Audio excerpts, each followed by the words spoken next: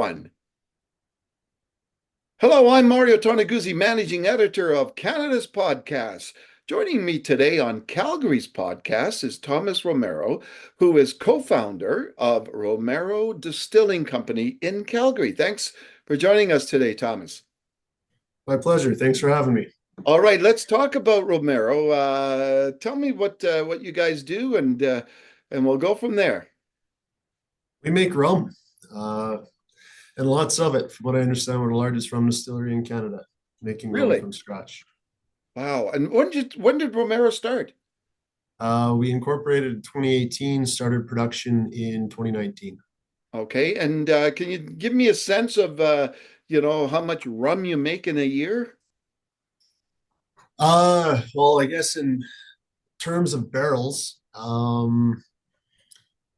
that's actually a good question. It depends on the year. It's a little bit cyclical, depending on demand and setting aside barrel inventories. Out of the gate, we were producing at a rate of around 80,000 bottles a year Oh, wow. equivalent. That would be 750 ml bottles at 40%. Current barrel inventories would be around 400 and yeah, be around 450 barrels of rum sitting downstairs here right now. So Okay. So tell me, where does the rum go? Like, and where is it sold? where are we sold? Right now, we're available here in Canada domestically in Alberta and the Maritimes. We're down in the US with some limited distribution in Florida, New York, a little bit in Arizona and California. Okay. Thomas, what were you doing before you started this? I was in oil and gas for a long time. I did environment regulatory, and also did a little bit of construction as well. And so how did this all come about that you got into the rum business? Honestly, it was a bit of a fun hobby. Um, I'd done it for a while, and had an opportunity to make a change when I was wrapping up on a major project up in Edmonton, and put together a business plan on a rum distillery. And I put that business plan in front of my dad to get his opinion on it. And he's like, "Well, I'm retiring in a year. If you actually decide to do this, I'd like to do it with you." Oh. So yeah, he called my bluff. So that conversation happened around mid 2017, and yeah, it's kind of hair straight back ever since. As we mentioned before, we incorporated in 2018 so we could get the loans and the leases for the property here, and yeah, hair straight back in construction. So So what was your dad doing? he is a process engineer with backgrounds in both oil and gas as well as mining, coal mining. Actually, that goes back to where I grew up in Sparwood and Fernie. He worked in the mines down there for a long time. That's actually where he finished his career. So you know what your story sounds familiar to me, and I don't know if you know the boys over at Bridgeland Distillery. Yeah. Yeah, what is it about you guys that are in these professions that whether an engineer or whatever, and you just decide, hey, I don't want to do this anymore. I want to own a distillery. That's a good question. For me personally, I wanted to do something. I wanted to make something. Dealing in environment and regulatory in particular, you're just dealing with issues on a day-to-day basis. You don't see necessarily the end result of the fruits of your labor, so to speak. In doing something like a distillery, what we do, making rum, I actually get to taste the result, and I find it a lot more rewarding than what I was doing before. Yeah. So, Thomas, when you look at this whole industry, did you jump on it at a right time? That there seems to be whether it's craft spirits or craft beer, if they're popular these days, right? Good timing for you guys. It is. I think there's a lot of local support, with the support local movements, Yeah. and There's also some open-mindedness too, as we're starting to export. I guess even within Canada, you're getting outside your province, you're essentially exporting. There's open-mindedness to try new things, and there's let's say, I guess maybe even an element of respect for it. Like, given it's small batch, high quality. That seems to be a bit recognized, and it's helping us to grow in some of these other markets that not necessarily may have worked years ago, I guess. Yeah. You obviously been like rum. Have you been a rum drinker? It's kind of a funny story how I got into the rum. Kind of started out with my wife banning me from drinking whiskey. Oh, So I had to find something different. So I started getting into rum, and I tried some of the mainline stuff, and I wasn't very impressed. I was like, well, if I got to go down this road, there's got to be something here. So I tried kind of then a couple of bottles up on the shelf. I was like, well, this stuff actually ain't too bad. And started trying some different ones and kind of got into a little bit more and actually quite enjoyed the category. And yeah, yeah. it's kind of went from there. So, where do you get the recipes, I guess, for the different rums? How do those come about? That was a lot of trial and error. Actually, that was the years as a hobby in the shop in the back 40, just trying different stuff. Yeah.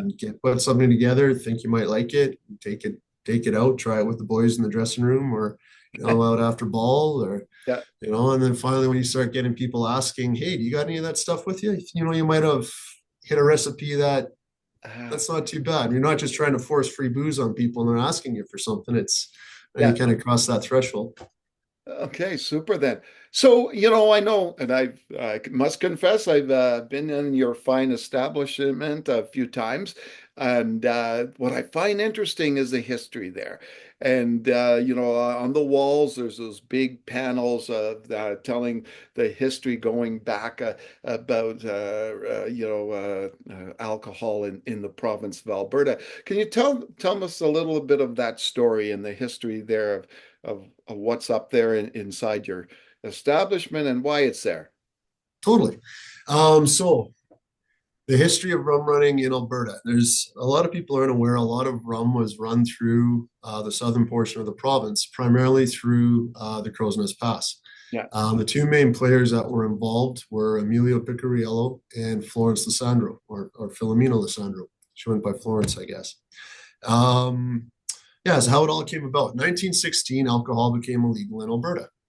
Was voted in by referendum at the time, but it was still legal in British Columbia. So Hmm. Emilio, who was an Italian immigrant, landed in Toronto, spent a pile of time in Fernie before settling in the Crow's Nest Pass, still had all his buddies in Fernie. And so he used these friends to help bring booze from Fernie to the Crow's Nest Pass and distribute it out to southern Alberta from there. Hmm. In the early days, so Florence got involved, is she would take along as a decoy. They would actually do a lot of these runs on a Sunday afternoon and have her along to make it look like they were out for a Sunday drive. Yeah, so that helped them to avoid law enforcement. However, there were also lots of rival bootleggers, and these bootleggers would often try to intercept these shipments as they were coming across the border, as they knew what was going on. Hmm. And very quickly, or Florence had to learn how to handle herself and drive to get out of some of these sticky situations. Turned out she was really good at both and worked her way up through the ranks to be one of Emilio's lead hands and top drivers when this whole thing came to an end, unfortunately, in 1923 and led to her untimely demise. But yeah, so essentially from 1916, when this came in, up until September of 1923, they were moving significant amounts of booze from B.C., from Montana. Once I should mention, B.C. followed suit and enacted prohibition in 1917, so they lost their supply of booze out of there. Then after that, they started moving it up from Montana up to Alberta. But then in 1920, with the passing of the Volstead Act, they lost their supply of booze from Montana. And this is actually when the rum starts to show up and the cool connection to this story and the tie to rum in Alberta. Up till now, these guys are just taking booze that was legal in one jurisdiction to somewhere where it's illegal, right? With the passing of the Volstead Act in 1920, the distilleries in the US were all shut down. Everything in Canada by this time had also been shut down. Prohibition was enacted in every province with the exception of Quebec by this time in 1920. So there really wasn't access to alcohol anymore. So rum was being run up the west coast, or sorry, up the east coast, coming all the way in to Montreal, or not, I guess not Montreal, but the ports in Quebec that have access there off the St. Lawrence. And then also up the west coast, with the final stop in the line often being the Port of Vancouver on the Canadian side to service the Pacific Northwest in the US. It was easier to make landfall on the Canadian side, get less Coast Guard, less military, less police, just less people in general, and take it across an uncontrolled land crossing to service the Pacific Northwest. And from what I understand, Emilio and Florence managed to get their share of distribution coming from both sides. So there was coming in by rail from out east, by rail from out west. And Mm-hmm. yeah, they were moving some pretty significant supplies of booze right up until 1923 when they were doing a transfer from Fernie to Blairmore, and ended up getting in an altercation with a police officer, and unfortunately an officer was shot. They were charged and they were both hung, and Florence ended up being the only woman ever to be hung in Alberta. So I know I Wow. jumped around a lot on that story. Normally I take that about 45 minutes to go through it on the Yeah. storyboards, also as a guide. So if I was a little scattered, I apologize. If there's anywhere No, you want to add that's a little okay. depth to it, but It's yeah. it's a fascinating story, and if anybody's from Calgary that's going to visit Romero, there's right up on the walls, and I know that I've spent some time just with a nice glass and just reading it all. Fascinating stories. What? One piece before we leave it though. So why tell that story? So it Yeah. is a direct tie to rum in Alberta. That for sure. Um, it also happens to be a part of the world that I grew up in, with my dad working in the mines Yeah. in the Elk Valley. So I grew up on the B.C. side. I moved to Calgary in 98. And also, Philomena happens to be the great great aunt of one of my good friends growing up. So Oh, I actually wow. have permission from that side of the family to be telling this story in that version. So there are What? some unique ties to it. So some unique ties to rum, and also from just being from the region. I'm feeling my arm. I've got goosebumps listening to that. That's fascinating. Absolutely fascinating. But now, what else? Something else that's fascinating is one of your key people that is endorsing the product, and you can't get any more popular in Calgary and really around the world than Brett the Hitman Hart. Tell me how that came about. That's a really interesting connection. I really came out of the blue. It started out doing some work with a marketing agency that brought him to the table. And we did some smaller scale stuff. It went well. We got along well, and I think that was the important part. We worked well together. So after we did some of that smaller scale stuff, we're like, well, what do you want to do going forward? This seems to be going well. We seem to like to work together. Would you like to possibly partner with us to, help get the word out across Canada? Well, first off, Calgary, Alberta, across Canada, US, overseas. And I was like, you know what? I think I'd like to do that. It sounds fun. So yeah, that's what we're doing. And he's definitely engaged. We were just out in New York this summer Oh, wow. for both Brooklyn Bar Convent and the New York Rum Festival. He came out. He was serving drinks, interacting with everybody there. It was a great time. We actually managed to catch the precursor to the World Series. We got to watch the Dodgers play the Yankees in Yankee Stadium on that same trip too. So yeah, Cool. So yeah. what obviously besides his name and his reach, what image does it portray for the brand, your brand, to have the Hitman be part of it? We're the take that we're taking, or sorry, the path that we're taking with it is of the established Hall of Famer. Given we are pushing a luxury product, we're going from someone who is now established, now has some of the finer things in life, enjoys the finer things in life, and one of those happens to be what we make.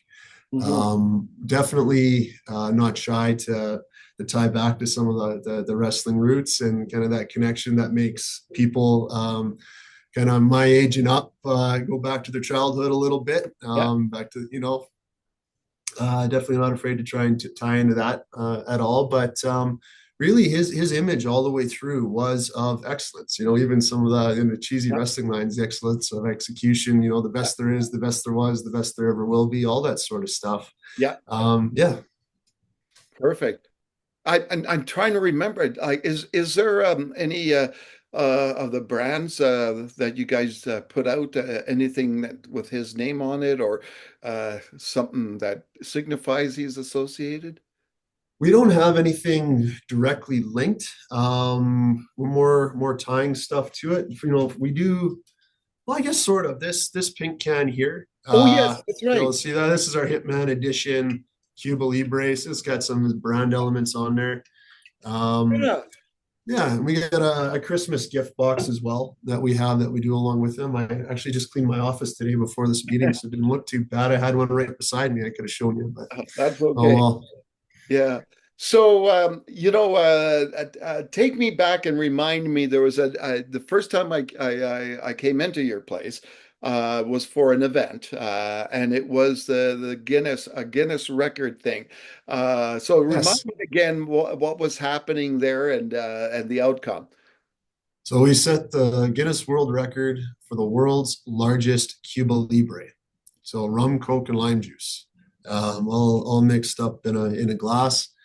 We set that record at 1,006 liters.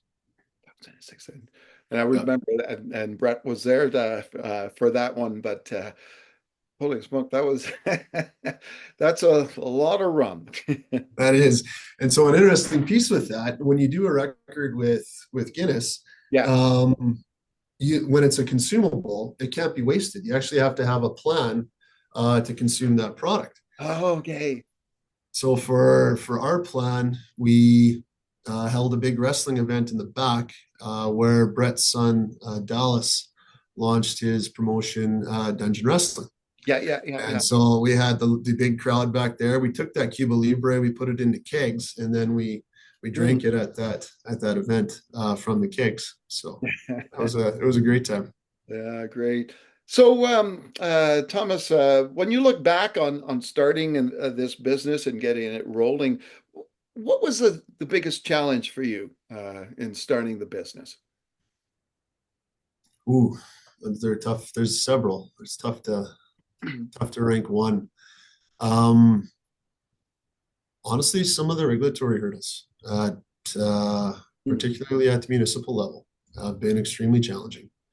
Um, yeah, Mm. I'm not sure how far I want to dive into that before I end Yeah. up putting a foot in my mouth. But yeah, no, I think coming out of the gate, we were hit with some stuff that we were not expecting. After a lot of thorough planning, Mm. coming from the backgrounds that we came from, we thought we had it pretty dialed in, and we were hit with some surprises that cost us a lot of money and a lot of delays. Yeah. So, So, for yourself, coming from your background and what you did and kind of like let's say an office job, right? yeah. What do you like about being an entrepreneur and not being in an office? Well, you're in an office, but Oh, I guess yeah. I guess what? No, we're down. We get on the tools a bit. That was part of why we wanted to do this, and I hope I always still have that ability to do that, to get down and still pull some levers and turn valves and sweep the floor from time to time. Um, Honestly, it was more about control of my own future. To be honest with you, after I got laid off in 2015, that hit me pretty hard, yeah, and I kind of you kind of build up a false sense of security sometimes when you're working with a larger corporation. yeah, yeah. And yes, what I'm doing now as an entrepreneur is very risky. Failure rates are through the roof, particularly in the business that we're doing. Um, but we're in control. We're the ones making our decisions on how we're going to go forward. And that to me, yeah, that means a lot. Hmm. would you recommend for people if they have that, I guess, passion and an idea that to get into doing something like this, being an entrepreneur? Definitely, definitely. Yeah. If your only reason to not do something is why not, then why wouldn't you? If you have the economic means to do it, um, you know, I would caution those who may not have that ability to make that happen, and not have a cushion, to just uh, take a run at something blind would be foolish. But if you have the means to make it happen, and your only reason is why not, Yeah. yeah. What do you do, Thomas, outside of running this business? What do you do I know that, being an entrepreneur can be busy. Well, not can be, is busy Yep. for everybody. And often it may seem to be like a 24/7 job. But what do you do to relax and outside uh, of the business operation? Well, I'm married with three kids, so chasing them around is pretty much a second full-time job. They're all in competitive sports. Oh, yeah.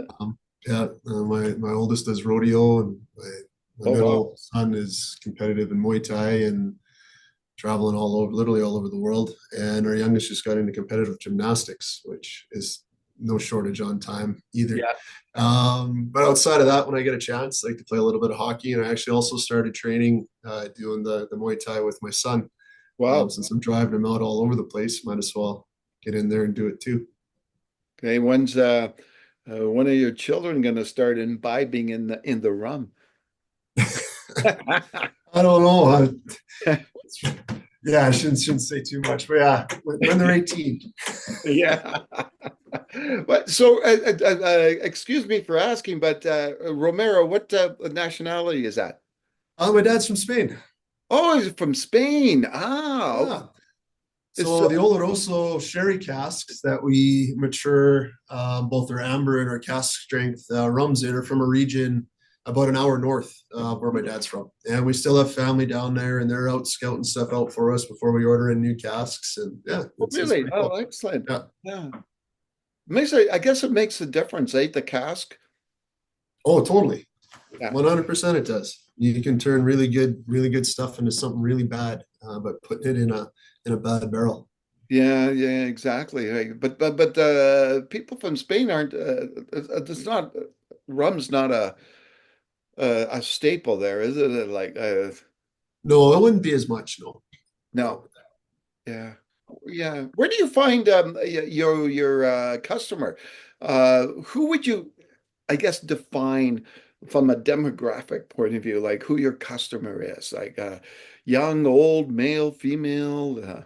I'd say the primary would be male, range 40 to 65 Oh yeah, is kind of that sweet spot. Obviously, there's still lots of women that come through here. There's lots of folks that are younger than that come through here.